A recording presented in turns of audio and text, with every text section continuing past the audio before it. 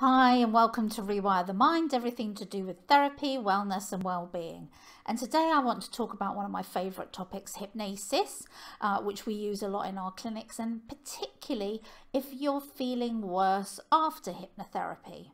Now, this is a common problem that we see asked a lot on forums or on Google, and people are saying they feel worse after hypnotherapy and they can't understand why. Well, hopefully today we can go on and explain why that may be. We know that most hypnotherapy treatments are safe, but many people may experience an emotional response during their sessions. For the vast majority of people, this is unlikely to be the fault of the hypnotherapist, but may have everything to do with the subject matter of the hypnotherapy session and the feelings that you may have about the whole process. So on our channel today, we're going to explain to you some of the common reasons why you might be feeling these feelings and what you can maybe do to alter them. We're going to start with one of the most obvious reasons. People who see hypnotherapists have problems. If you think about it, the reality is that people who come to see any therapist or a hypnotherapist, they're there because they have problems that need to be fixed. For the vast majority of time, therapists are not seeing happy, relaxed, calm people. They're seeing people with mental health problems such as anxiety or depression, as well as sleep disorders, confidence issues, addiction, stress, and so on. That means that when many clients arrive for their therapy sessions, their negative thoughts and feelings are already quite near to the surface and are probably ready to bubble over. Now, hypnosis, whilst generally is a relaxed state that can help you, feel calmer, sometimes it lets down your guard. And before you know it, all the feelings that you've been sort of bottling up inside come tumbling out. And there's nothing either you or the hypnotherapist can do about it. Now, of course, that can leave you feeling a bit overwhelmed or embarrassed or feeling, as if the therapist might be responsible for this emotional release, when usually at this stage they've done very little.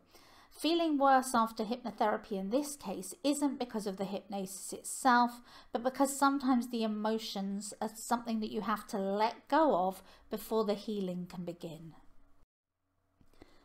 Can hypnosis cause anxiety? Well, let's talk about the fear factor when it comes to this kind of therapy.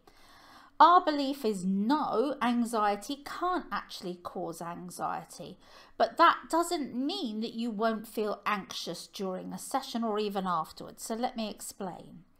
We know that most underlying anxieties tend to be created really early on in our lives, usually in childhood.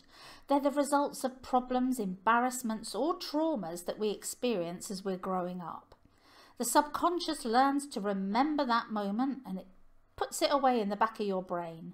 And it will trigger anxiety anytime you get close to that problem occurring again. The underlying anxiety could be anything from having a fear of being out of control to maybe a fear of embarrassing yourself in public. Now imagine years later that person books some clinical hypnosis sessions to deal with the feelings they're experiencing. They might not be aware of what the underlying issues are, but they know in certain situations they feel anxious or afraid. A hypnotherapist launches into their hypnosis session, maybe without putting the client at ease enough, and the next thing that happens is the person in the hypnosis chair feels completely uncomfortable and all the feelings just get really, really strong inside.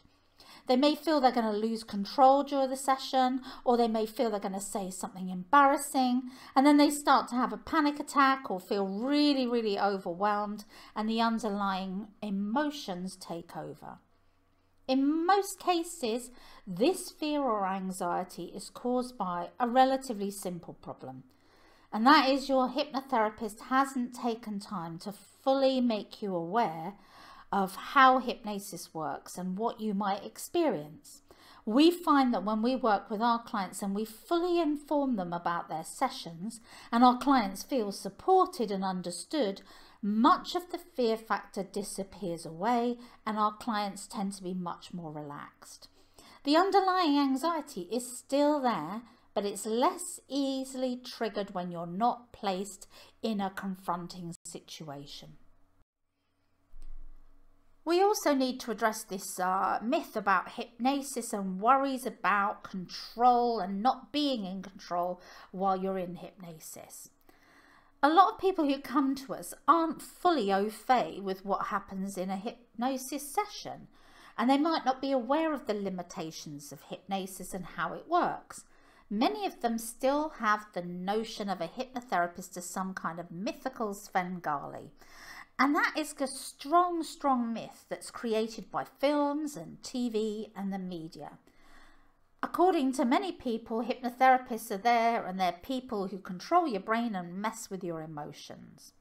So imagine if you're a client and you attend your first session with this core belief. Well, you're naturally going to feel more nervous and worried about the hypnosis, especially on that first session.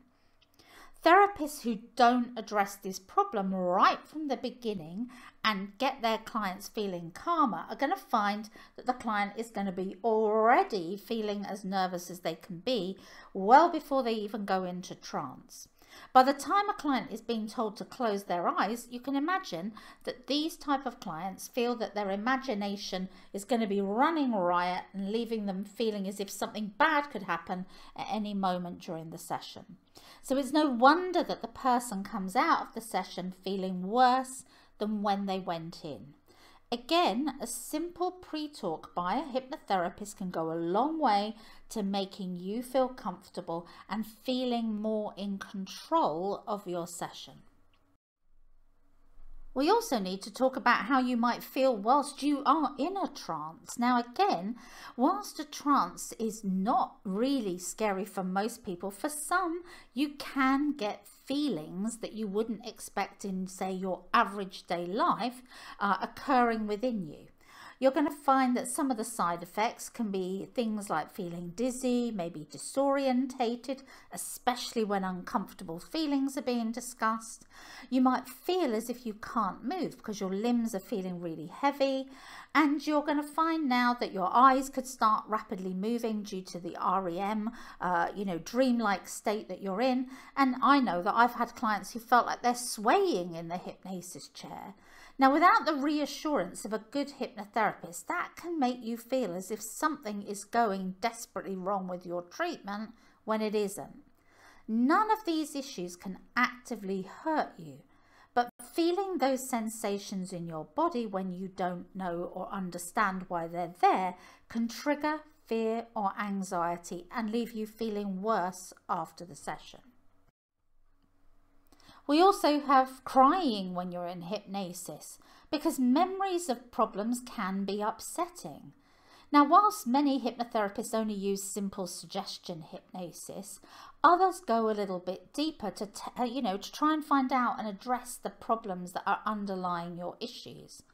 This work tends to be used for problems such as anxiety, depression, maybe even sleeping issues. Now, whilst a well-qualified therapist certainly won't want their clients to relive major traumas, that isn't to say that minor traumas or problems won't cause you stress or upset when you think about them. So when negative memories are triggered, it's not unusual for a client to cry or to have an outburst of emotion because they become overwhelmed by those feelings. And even when they're small incidents, they can still hold a lot of sway. Remember, hypnosis is not some magic bullet that's instantly going to make you feel better. It's a process that takes time, and you need to understand and overcome your problem. Letting go and crying is a way of letting out these repressed emotions that have been there. It won't necessarily hurt you for the majority of the time, but it can make you feel upset after a session. Discovering the root cause of a behaviour or an issue is used frequently in the treatment of problems when we're using hypnosis at our clinics. Now, we use it to try and get our clients to understand why they have the symptoms they do. It doesn't mean to say that when you find whatever it is under hypnotherapy that it might not be a problematic thought or feeling. So we help people gain awareness of their underlying problems in a way to create a journey for them so they understand themselves. Sometimes the initial answer they find isn't always what they want to hear, and that can leave them feeling worse after early hypnosis sessions. So, for example, we've helped people understand that their weight problem started as a way of comforting themselves when their parents divorced. Or maybe they're feeling anxious because their mind still has a fear from when they were bullied at school. These, examples and memories may not be pleasant when you rethink about them. But in practice, taking time to understand a problem can help people take back control over their feelings in the present. The truth can set you free, but don't expect everything to just happen immediately. If you're feeling worse or emotional after hypnotherapy, it's important to remember that it can take time to process emotions and stuff from the past, as well as things that are going on in the present. The idea that a hypnotist can magic everything away is not the case, and in practice, it takes a little time. A hypnotherapist can obviously offer you support while you're processing those uncomfortable feelings and help you find ways to heal so that eventually you feel better and turn that corner. In most cases, hypnosis is still a relatively rapid form of therapy, but it isn't instantaneous for everyone, especially in complex cases. Try not to dismiss hypnosis just because you've experienced strong feelings. Remember, hypnosis can still help you to achieve your goals, but sometimes you have to have a little patience. Finally, of course, if you are feeling worse after hypnotherapy, in a small percentage of cases, you might have chosen the wrong therapist. The reality is that in some countries, hypnosis is not strongly regulated, and that some hypnotherapists have little in the way of qualifications, which of course is not helpful when they're dealing with complex mental health issues.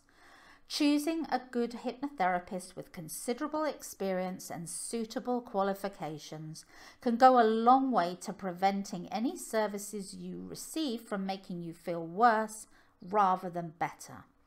Check they're a member of a professional organisation before you begin, and take the time to ask questions about what qualifies them to help you with your problem. Are they a specialist in your particular problem area? How long have they studied for? Did they just study online, or was the course one that involved much more comprehensive study with real people? Are they a new student fresh out of college, or have they been practicing for years? Ask the questions from the start. Choosing a well-qualified hypnotherapist who helps to educate you, lessen your fears, can go a long way to making sessions easier for you. Remember that as much as we'd love to remove all discomfort from therapy, we can't. But a good hypnotherapist will limit it where possible. Head on over to rewirethemind.com and you can read some of our blogs to get more information, not just about hypnosis, but about wellness and well-being in general. We have tools, strategies, courses, downloads to help you improve your well-being and make you feel happier.